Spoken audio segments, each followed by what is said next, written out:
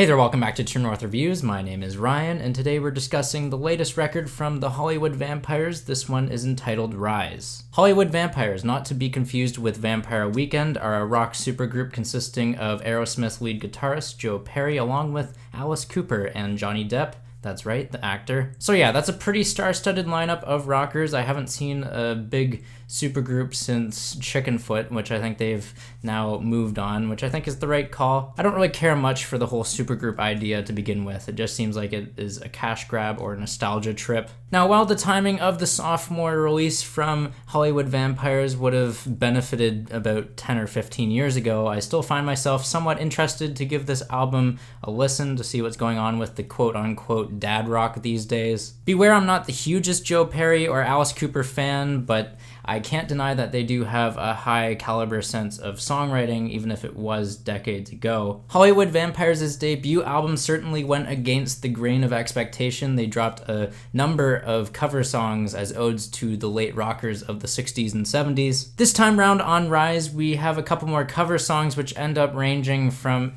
to why are they giving this song such a great disservice? David Bowie's Heroes comes to mind when it comes to that. Now with the rest of the tracks on Rise, they are original for the most part, but my fear of nostalgia kind of came true, something that doesn't come as much as a surprise. The opening epic of I Want My Now sounds like an awful glam metal tribute to Rat, right down to the oddly similar polished production. The track Who's Laughing Now feels like Bon Jovi karaoke at best with its novelty vocoded vocals. And really, the rest of this album simply suffers from the terrible vocal performances and many unfocused twists and turns with its narrative. The song Welcome to Bushwhackers featuring Jeff Beck and John Waters has some of the raspiest vocals I've heard in recent memory, something that I can't really critique much because these artists are making and playing music. It's what they love doing even at the advanced age they are. It's just that this song doesn't cut it for me. Get From Round Me is another track on here which yet again spends way too much time being influenced by another important rock genre. It's